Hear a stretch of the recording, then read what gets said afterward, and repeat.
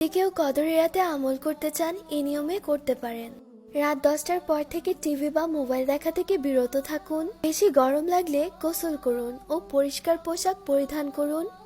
কোরআন পড়তে পারলে রাত 12টার আগ পর্যন্ত কোরআন পড়ুন। বেশি বেশি নফল নামাজ পড়ুন। রাত 1টা থেকে 2টা পর্যন্ত জিকির করুন, যেমন সুবাহান আল্লাহ, আলহামদুলিল্লাহ, আল্লাহু আকবার 100 বার করে পড়ুন।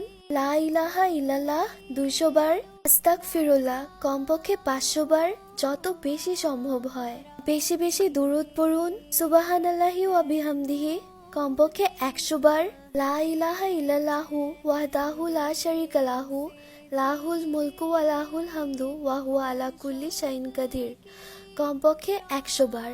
দোয়া ইউনুস, লা ইলাহা ইল্লা আনতা সুবহানাকা ইন্নী কুনতু মিনাজ জালিমিন যত পারেন। সুবহানাল্লাহি ওয়া বিহামদিহি সুবহানাল্লাহিল আযীম কমপক্ষে 100 বার।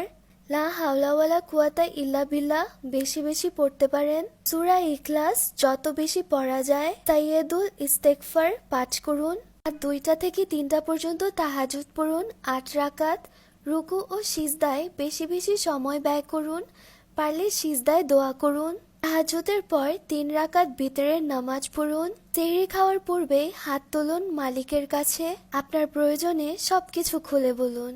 একটু চোখের জল ফেলে বলুন, মালিক আমি আপনার ইবাদত করি এবং আপনার কাছেই হাত পেতেছি, খালি হাতে ফিরিয়ে দিবেন না। সেহরি খান এবং ফজরের নামাজ পড়ুন। কথাগুলো মানুষের মাঝে ছড়িয়ে দিন। যারা আপনার কথা শুনে এই আমল করবে আপনিও তাদের আমলের সমান সওয়াব পাবেন ইনশাআল্লাহ।